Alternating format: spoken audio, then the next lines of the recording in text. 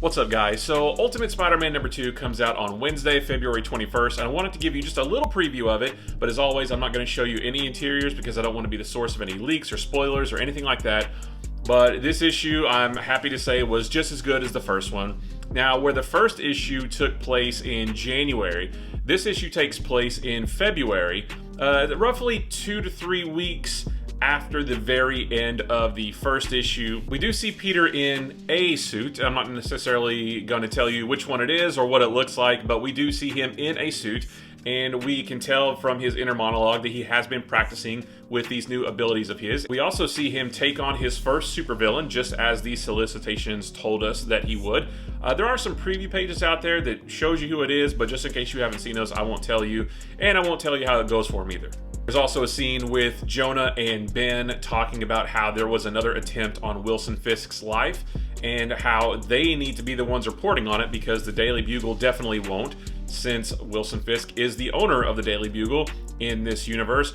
But, they're still not, they don't have their news organization or whatever it's going to be. They don't have that up and running yet, but they know they have to get the story out there. There's also a sequence with Wilson Fisk and another character who we saw in the Ultimate Invasion and Ultimate Universe one-shot, and they're talking about the status quo of this world that they're in, and it doesn't play a huge part in this particular issue, but it is nice to see that they are still rolling with that plot point. There's a really great scene with Peter and his daughter May, which is just so wonderful and just reinforces the point that we should have been seeing this for years now. And I will say that something happened in the first issue that after reading this issue, I realized I completely misinterpreted.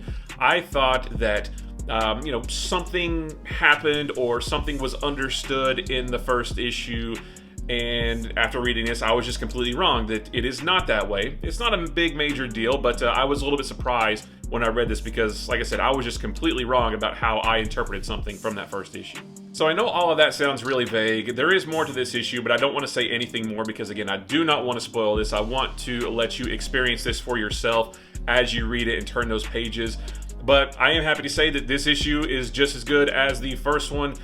Marvel is 2 for 2 on these Ultimate Spider-Man issues, giving us something that feels familiar, but also wildly different than anything we've seen from Spider-Man before. So another great issue. I absolutely cannot wait to see where this goes.